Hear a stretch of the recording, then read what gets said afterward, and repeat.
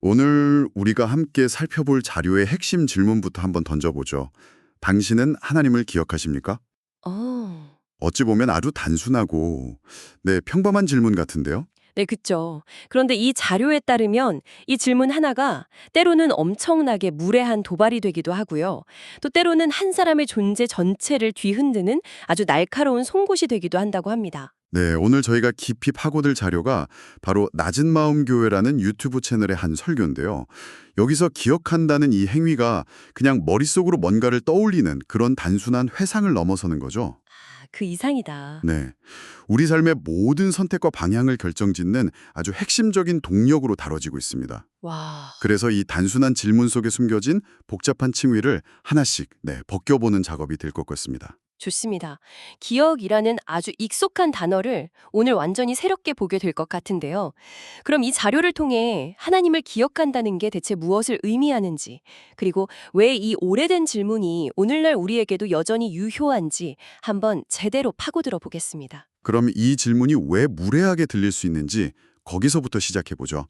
설교자가 이런 제안을 해요. 유대인에게 이 질문을 던지는 상황을 한번 상상해보라는 겁니다. 아, 그건 정말 생각만 해도 좀 아찔한데요. 그렇죠. 수천 년 동안 자신들을 선택받은 민족이라고 여기면서 율법을 지켜온 사람들한테 혹시 하나님 기억하세요? 라고 묻는 거잖아요. 네네. 이건 뭐 질문이 아니라 거의 모욕에 가깝게 들릴 수도 있겠는데요. 그들의 정체성 자체를 그냥 부정해버리는 거니까요. 바로 그겁니다. 자부심이 강한 집단일수록 그 정체성의 가장 기본적인 전제를 의심하는 질문에 가장 크게 분노하는 법이거든요. 그렇군요. 설교자가 직접 겪은 일화가 아주 생생한 예시가 되는데요. 젊은 시절에 러시아에 선교를 갔는데 현지인들한테 정말 순수한 마음으로 물었답니다. 예수님을 아십니까? 아, 러시아라면 천년이 넘는 정교의 역사를 가진 나라인데? 네, 그렇죠. 기독교 역사가 상대적으로 짧은 아시아에서 온 젊은이가 그런 질문을 하니까 그쪽에서는 지금 우리를 가르치려 드는 건가? 하는 반응이었겠네요. 맞습니다. 돌아온 건 경멸이 가득 담긴 눈빛이었다고 해요. 그들 입장에서는 정말 어처구니가 없는 상황이었을 겁니다. 네. 유대인에게 하나님을 기억하십니까? 라고 묻는 것도 정확히 그런 느낌일 거라는 거죠. 태어나면서부터 율법을 배우고 쉐마 이스라엘, 마음과 뜻과 힘을 다해 주 너의 하나님을 사랑하라 이 말씀을 매일 외우는 민족이니까요. 더없이 무례한 질문인 셈이네요. 네. 그런데 이 자료가 바로 그 지점에서 이야기를 확 비틀더라고요. 네. 가장 무례하고 어리석어 보이는 질문이 때로는 가장 치명적인 급소를 찌를 수 있다. 맞아요. 설교에서 무협지 비유가 나올 줄은 몰랐는데 이게 또 기가 막히게 와닿았습니다. 저도 그 비유가 아주 인상적이었습니다.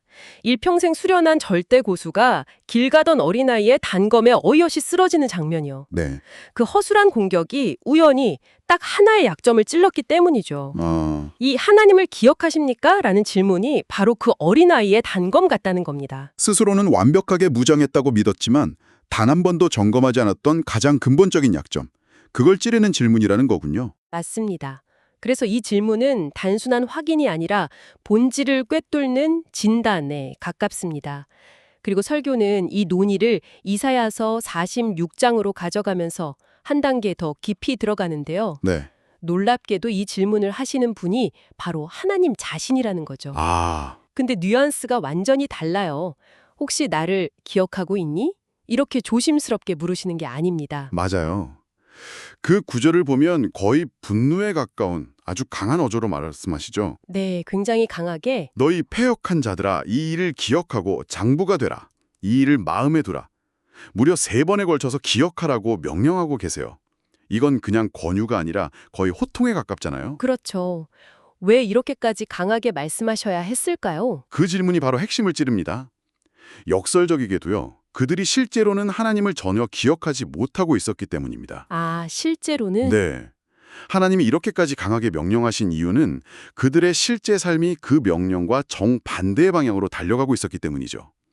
입술로는 하나님을 섬긴다고 말했지만 그들의 마음과 삶의 중심에는 하나님이 없었다는 겁니다. 스스로는 잘 믿고 있다고 철석까지 믿었는데 실제로는 하나님을 완전히 잊어버린 상태였다. 와, 이건 정말 충격적인 진단인데요. 네, 그냥 평범한 시기도 아니고 나라의 운명이 걸린 위기 상황에서 어떻게 이런 일이 가능했을까요? 그 시대에 도대체 무슨 일이 있었던 거죠? 설교는 바로 그 시대적 배경을 아주 상세하게 파고듭니다. 이사야 선지자가 활동했던 기원전 700년대는 그야말로 풍전등화의 시기였거든요. 네. 북쪽의 신흥 강대국 아수르, 즉 아시리아가 무서운 기세로 주변국들을 막 정복하고 있었죠. 아수르. 이미 북이스라엘은 아수르에게 처참하게 멸망한 뒤였고 남은 남유다는 언제 집어삼켜질지 모르는 극도의 불안감에 휩싸여 있었습니다. 국가의 생존 자체가 위협받는 상황이었군요. 그런 극한의 위기 속에서 당시 지도자였던 아하스 왕은 어떤 선택을 했나요? 보통 이런 때일수록 더 신에게 매달리지 않나요? 그게 바로 인간의 아이러니죠. 아하스 왕은 보이지 않는 하나님 대신에 눈앞에 보이는 거대한 힘, 아수르를 기억하고 의지하는 길을 택합니다. 아수르의 침략을 막기 위해 아수르에게 달려가서 도움을 요청하고 그들의 비위를 맞추기 위해 온갖 외교적인 수단을 동원하죠. 그러니까. 설교자는 만약 아하스 왕에게 하나님을 기억하십니까? 라고 물었다면 아마 뺨을 맞았을 거라고 말합니다. 그럴 수 있겠네요. 내가 지금 누굴 위해 이렇게 애쓰고 있는데 감히 그런 소리를 하고 격분했겠죠. 네. 말로는 당연히 하나님을 위한다고 했겠지만 그의 모든 정치적 계산과 행동의 중심에는 하나님이 아니라 아수르가 있었던 거군요. 정확합니다. 그리고 정치적인 선택뿐만이 아니었어요. 영적으로는 이미 나라의 근간이 완전히 무너져 내리고 있었습니다. 영적으로는요? 네. 아하스 왕은 심지어 하나님의 성전 문을 닫아버리고요. 그곳에 아수르와 이방 민족들이 섬기는 신의 제단을 만들어서 바알에게 제사를 지냅니다. 와, 국가의 정체성을 그냥 스스로 내팽개친 거네요. 그렇죠. 왕이 그 정도였다면 백성들의 삶은 말할 것도 없었겠네요. 그럼 아예 예배나 제사 같은 종교 활동이 전부 사라졌다고 봐야 할까요? 놀랍게도 그 반대였습니다. 반대요? 네. 그리고 그게 이 상황을 더 무섭고 교묘하게 만드는 지점이죠. 종교적 행위는 멈추지 않았습니다.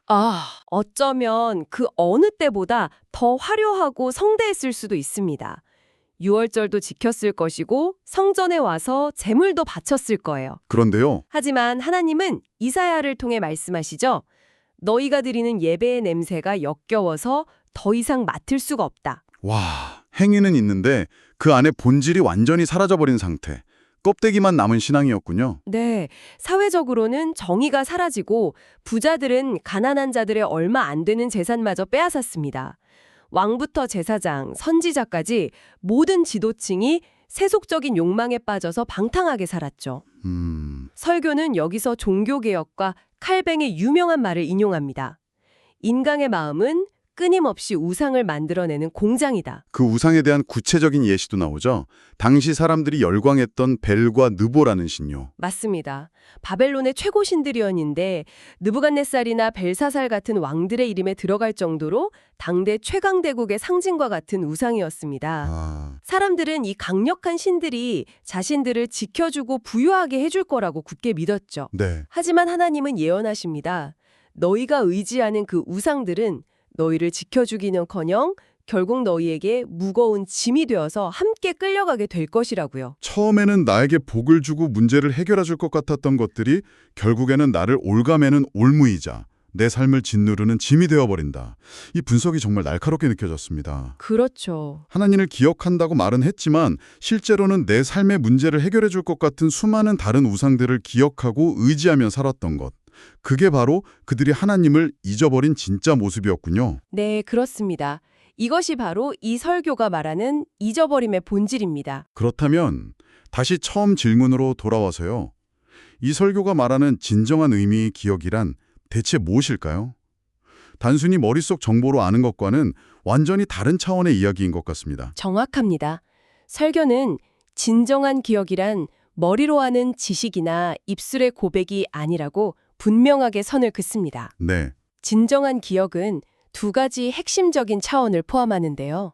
첫째는 나를 창조하시고 구원하신 하나님의 언약을 기억하는 겁니다. 언약. 네, 즉 나의 정체성과 존재의 근원이 어디에 있는지를 잊지 않는 것이죠. 그리고 두 번째 차원이 이제 실제 삶과 연결되는 부분이겠군요. 네, 두 번째는 그 언약의 말씀대로 살아가려는 의지를 가지고 삶의 모든 영역에서 그 말씀을 살아내는 것입니다. 마음과 생각, 그리고 실제 행동이 일치하는 삶, 그것이 바로 살아있는 예배라는 거죠. 교회 안에서만 드리는 예배가 아니라 맞습니다.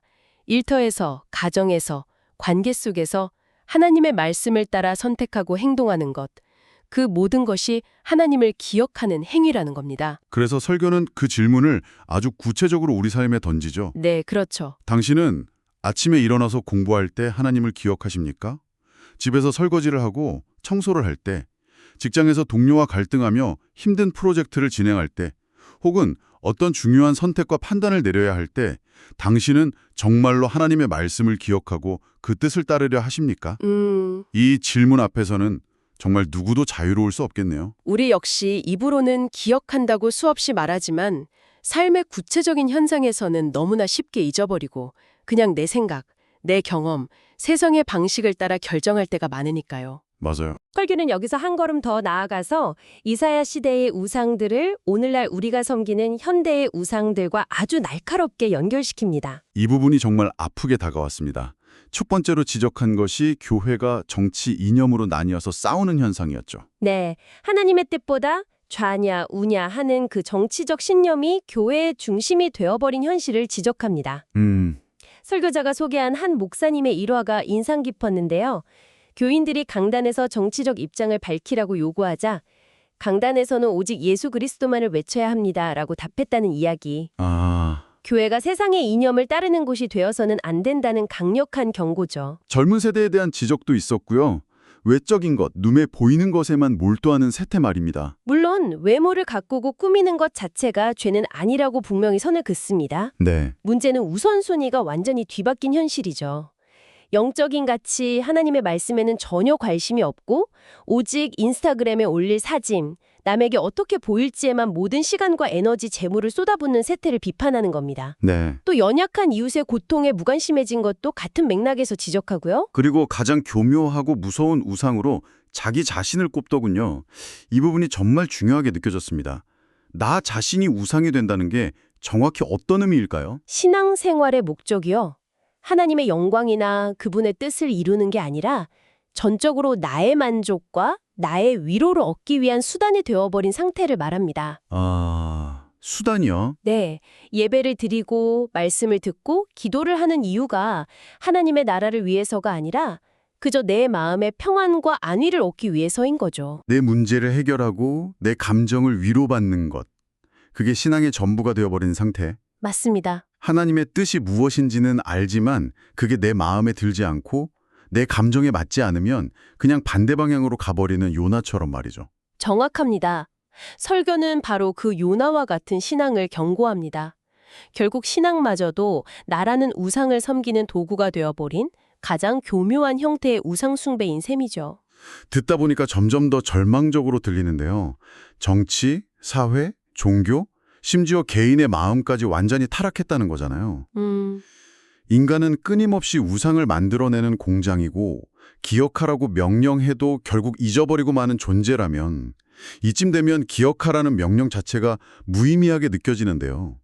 여기서 희망을 찾을 수 있기는 한 건가요? 그리고 바로 여기서 설교 전체를 뒤집는 가장 중요하고 찬란한 반전이 나옵니다.